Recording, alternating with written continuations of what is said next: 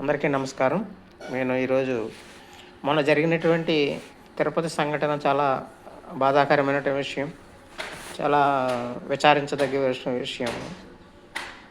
అయితే దీనిలో కూడా దేవస్థానం వారితో పాటు భక్తులది కూడా చాలా పొరపాటు ఉంది.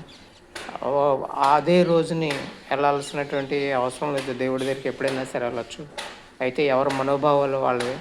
అయితే జరిగిన సంఘటన మాత్రం చాలా విచారించదగ్గింది. అయితే త్వరలో మనకి 2027లో పుష్కరాలు వస్తున్నాయి. గత పుష్కరాల్లో కూడా మొదటి రోజే చాలా ప్రమాదకరమైనటువంటి సంఘటనలు జరిగినాయి. కాబట్టి ఏంటంటే ఈసారి వచ్చేటువంటి పుష్కరాలు 2027 వచ్చేటువంటి పుష్కరాలని మీరందరూ కూడా ఒక ప్లాన్ ప్రకారం మొదటి రోజునే కాకుండా మొదటి రోజే పుష్కరుడు ఉంటాడు, తర్వాత వెళ్ళిపోతాడు అనేటువంటిది ఒక అపోహ మాత్రమే.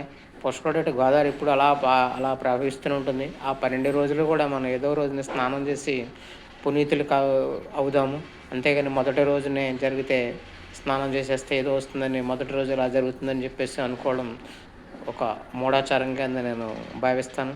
కాబట్టి ఆ 12 రోజుల్లో ఏదో ఒక రోజు వెళ్ళి మనం జాగ్రత్తగా తీసుకుని జాగ్రత్తగా ఆ పుష్కర స్నానాలు చేయాల్సిందిగా నేను కోరుతున్నాను. 2027లో పుష్కరాలు వస్తున్నాయి కాబట్టి ఇప్పటి నుంచి మీరు ఒక ప్లాన్ ప్రకారం చేసుకోండి. అంతేగాని అక్కడికి వెళ్ళిన తర్వాత మన తప్పిదాలను కూడా ప్రభుత్వం మీద నెట్టడం మాత్రం అది సమంజసం కాదు.